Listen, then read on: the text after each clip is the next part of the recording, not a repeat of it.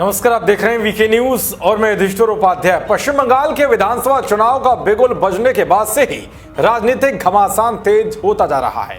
बंगाल की सत्ता की गद्दी पर बैठने के लिए तमाम राजनीतिक पार्टियों के नेता एक से बढ़कर एक पैतरे अपनाते हुए एड़ी चोटी का जोर लगा रहे हैं और जगह जगह रैलियां करके एक दूसरे पर आरोप मढ़ रहे हैं। जो हाल ही में कथित हमले का सहारा लेकर पश्चिम बंगाल की मुख्यमंत्री ममता बनर्जी ने सूबे की जनता के आगे इमोशनल कार्ड खेलते हुए वोटरों को लुभाने की कोशिश की, जो आर पार की टक्कर में टीएमसी के आगे खड़ी बीजेपी पर भारी पड़े। लेकिन इस दाव को चुनाव आयोग ने तब फेल कर दिया जब उसने कहा कि नंदीग्राम में ममता बनर्जी पर हमले के कोई सबूत नहीं है और यह हादसा है, ना कि हमला।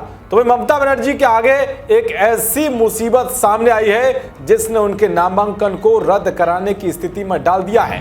दरअसल ममता बनर्जी के चुनाव लड़ने के कारण नंदीग्राम हॉट सीट बन चुकी है या उनको कड़ी टक्कर दे रहे हैं कभी उनके ही सबसे करीबी रहे और बीजेपी के प्रत्याशी शुभेंदु अधिकारी, जिन्होंने अब ममता दीदी की मुश्किलें बढ़ा दी हैं। जी हां, शुभेंदु अधिकारी ने आरोप लगाया है कि ममता बनर्जी ने चुनावी नामांकन में अपने ऊपर दर्ज मुकदमों का जिक्र नहीं किया है। इसको लेकर बंगाल बीजेपी ने रिटर्निंग ऑफिसर के पास शिकायत दर्ज कराई है, साथ ही ममता का नामांकन खारिज करने की मांग की है। शुभेंदु अधिकारी ने कहा है कि ममता बनर्जी के खिलाफ 6 आपराधिक मामले लंबित हैं, इनमें 5 असम में और 1 सीबीआई के अधीन है, लेकिन उन्होंने अपने हल्फनामे में इसकी जानकारी नहीं दी है। उन्होंने कहा है कि सर्वोच्च न्यायालय के निर्देश में कहा गया है कि यदि हल्फनामे में कोई उम्मीदवार आपराधिक मामले को छिपाता है तो उसका नामांकन रद्द किया जा सकता है। उन्होंने कहा है कि इस आधार पर ममता बनर्जी का नामांकन रद्द किया जाए। जाहिर है कि आधे दर्जन मुकदमे छिपाने के मामले में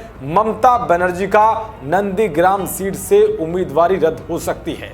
बता दें कि टीएमसी सरकार में मंत्री रहे शुभेंदु अधिकारी ने कुछ महीने पहले बीजेपी का दामन थाम लिया था। वो नंदीग्राम के विधायक हैं। नंदीग्राम आंदोलन में उन्होंने ममता बनर्जी के सहयोगी की भूमिका निभाई थी। अधिकारी के बीजेपी में जाने के बाद ममता ने नंदीग्राम से ही चुनाव लड़ने का ऐलान कर दिया था।